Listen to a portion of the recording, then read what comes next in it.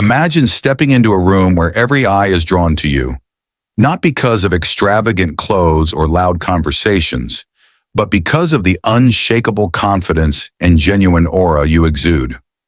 What if I told you that the key to commanding respect and admiration lies not in superficial tactics or rehearsed lines, but in timeless principles that have guided the greatest minds throughout history? Picture a life where you navigate social and professional landscapes with the poise of a seasoned leader, effortlessly drawing others into your orbit. In a world where first impressions can open doors or shut them firmly in your face, mastering the art of personal presence is more crucial than ever. Today, we embark on a journey that will redefine what it means to be a man in a complex and ever-evolving society. Through the lens of ancient Stoicism, combined with cutting-edge psychological insights, we will unveil 15 transformative principles that are designed to elevate your presence, enhance your relationships, and ultimately help you become the man you were always meant to be, a man of true substance. These principles are not merely about impressing others. They are about becoming a leader who inspires through action, integrity, and emotional strength. By the end of this journey, you will be ready to face the world with a renewed sense of purpose, driven not by the need for validation, but by a deep commitment to embodying your best self. Chapter 1: The Power of Presence. In a world that constantly demands our attention, cultivating presence is an art that many have lost. Being present means fully engaging with your surroundings and the people around you. This idea goes beyond just putting your phone away. It involves immersing yourself in the moment, giving people your undivided attention, and making them feel valued. When you embody true presence, you create a lasting impression that words alone cannot convey. The importance of presence. Presence is often what distinguishes great leaders from average ones. The Stoics believe that each moment is precious, a belief that aligns perfectly with being fully present. Marcus Aurelius once said, "Confine yourself to the present." By embracing the present moment, you connect deeply with others and with yourself. This level of connection allows you to establish trust and form stronger relationships, both personally and professionally. How to cultivate presence. 1. Limit distractions. Make an effort to be fully engaged by putting away distractions when interacting with others. This could mean setting aside your phone, avoiding multitasking, and focusing solely on the person or task at hand. Practice mindful breathing. Before entering a room or conversation, take a few deep breaths to center yourself and ensure you are fully present. This helps to clear your mind of distractions and allows you to engage more effectively. 3. Listen without planning your response. This helps you focus on what the other person is saying rather than thinking of what you want to say next. By doing this, you demonstrate that you genuinely care about what the other person is sharing. Personal insight, creating lasting impressions. I recall a meeting with a mentor who was known for his ability to truly connect with people. When we spoke, he gave me his complete attention, and I felt like the most important person in the room. This experience taught me that presence is not about what you say, but about how you make others feel.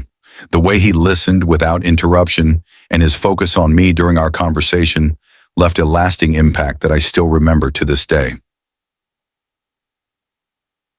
Chapter 2: Master the Art of Active Listening. In today's noisy world, where distractions are everywhere, the ability to listen actively can set you apart from the crowd. Active listening isn't simply about hearing words. It's about engaging fully with the speaker, body, mind, and spirit. This technique allows you to understand not just what is being said, but also the emotions and intentions behind those words. The Stoics, especially Epictetus, believed in the value of true understanding, not just in speaking without purpose. Active listening means you are completely present in the moment. Imagine sitting in a meeting, and instead of thinking about what you will say next, you fully immerse yourself in the speaker's message. You respond with genuine interest, making the other person feel heard and respected. This is not only a mark of good character, but also an expression of empathy, something severely lacking in modern interactions. Listening actively also builds a sense of trust and demonstrates that you value the speaker's perspective.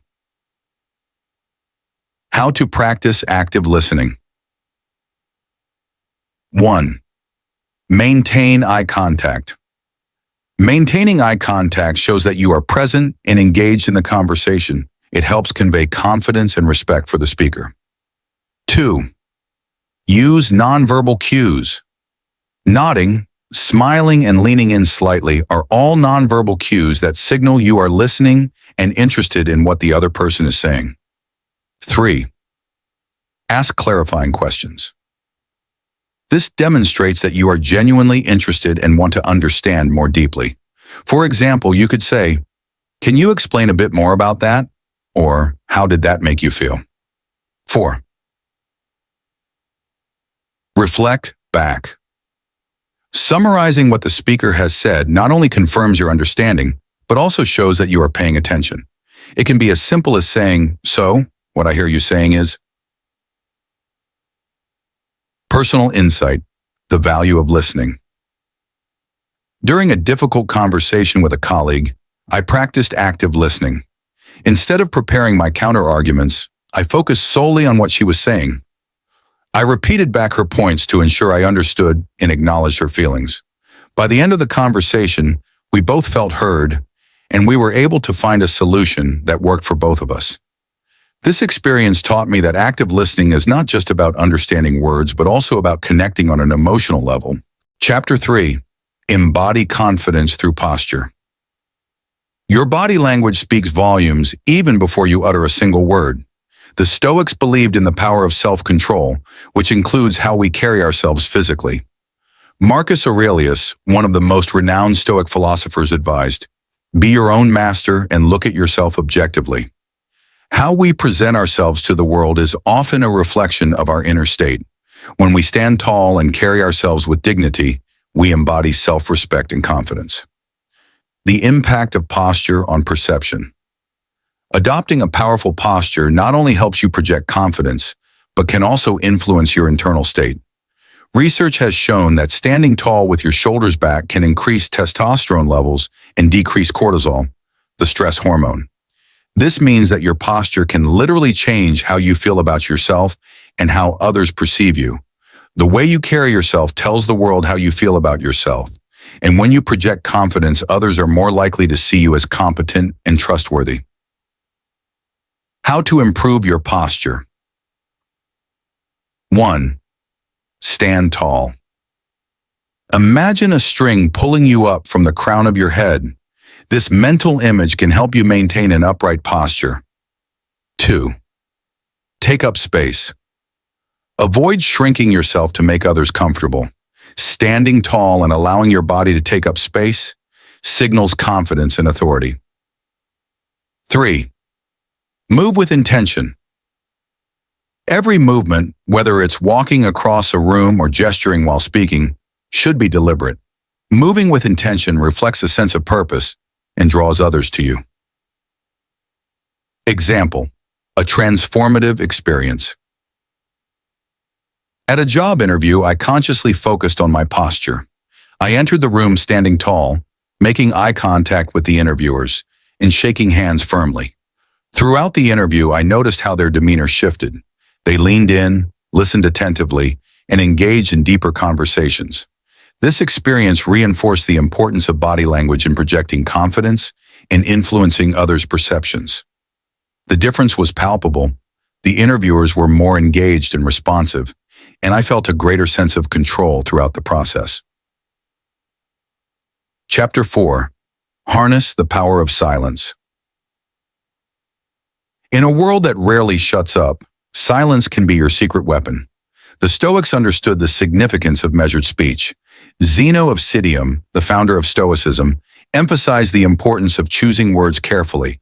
Knowing when to speak and when to remain silent is a valuable skill that not only sets you apart, but also amplifies the weight of your words.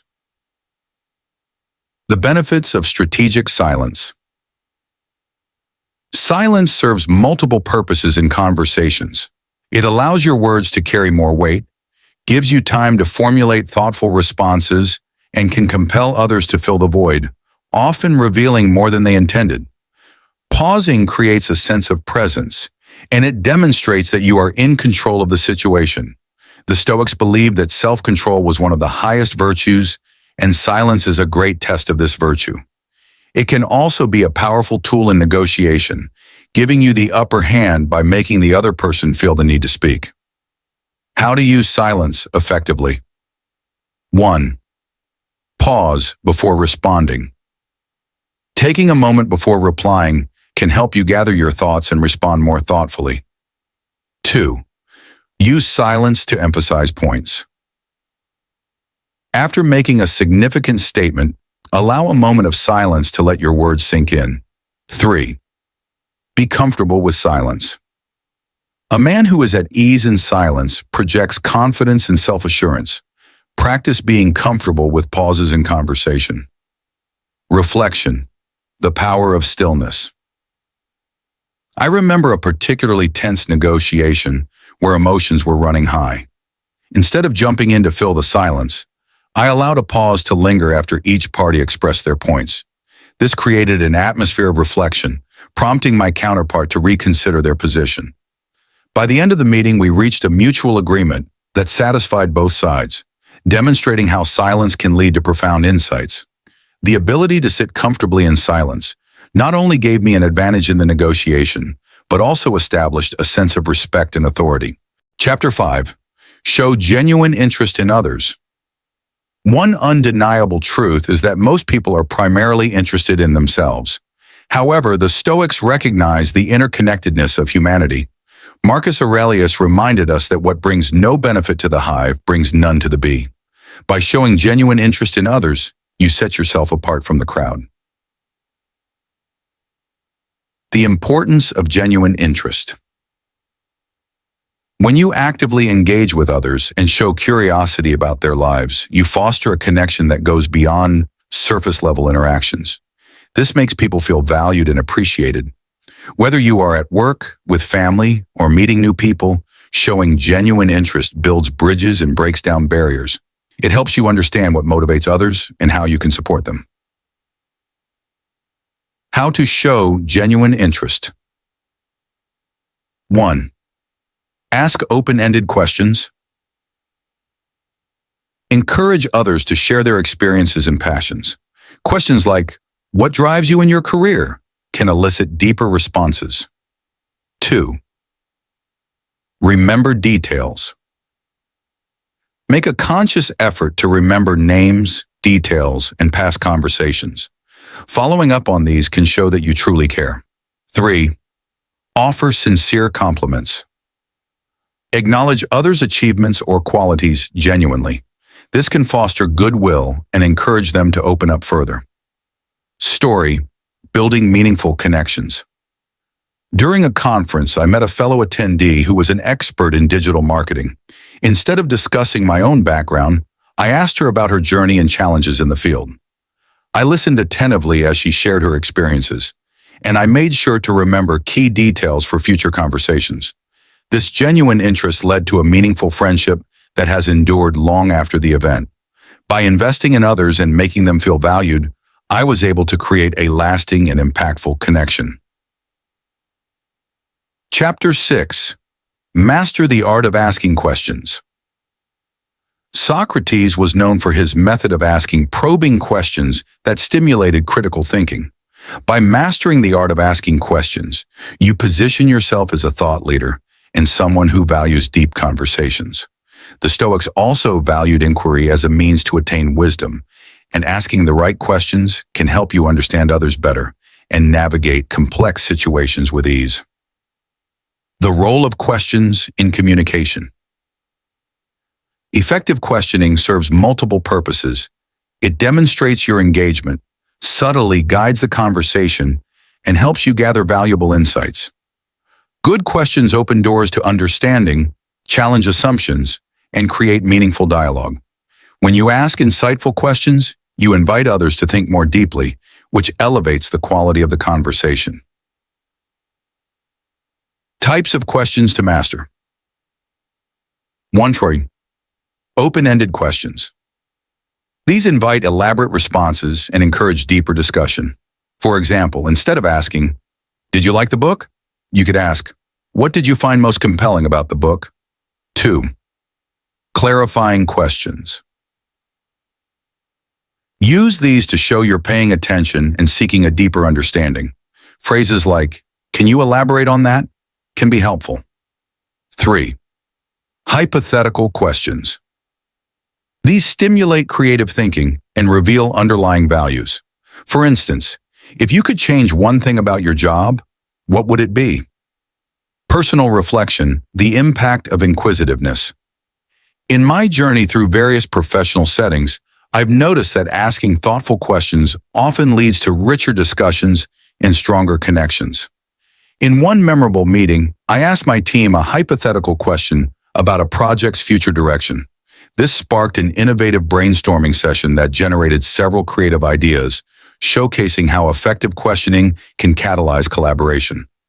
By mastering the art of questioning, you create an environment where others feel heard and inspired to contribute. Chapter 7. Practice emotional regulation. In a world driven by knee-jerk reactions and uncontrolled emotions, the ability to regulate your emotional state can set you apart. This skill is a cornerstone of Stoic philosophy, where it's taught that it's not what happens to you, but how you react that truly matters. Stoicism encourages us to observe our emotions without letting them dictate our actions, a discipline that leads to inner peace and clarity of purpose. Understanding emotional regulation. Emotional regulation doesn't mean suppressing your feelings. It means understanding, acknowledging, and choosing how to express them appropriately. This skill is essential, especially in high-pressure situations. Imagine responding calmly in a crisis while others panic. You automatically become the leader people look to for guidance. The ability to manage emotions demonstrates strength of character and fosters trust among those around you. Steps to master emotional regulation. 1. Practice mindfulness. Being aware of your emotional state without judgment can help you respond thoughtfully rather than react impulsively. 2. Use negative visualization. Prepare for challenging scenarios by imagining potential outcomes. This Stoic technique can help you build resilience and emotional strength. 3. Develop a pause routine. When emotions run high, take a moment to breathe deeply before responding. This can prevent rash decisions and promote thoughtful reactions. Navigating a high-pressure situation.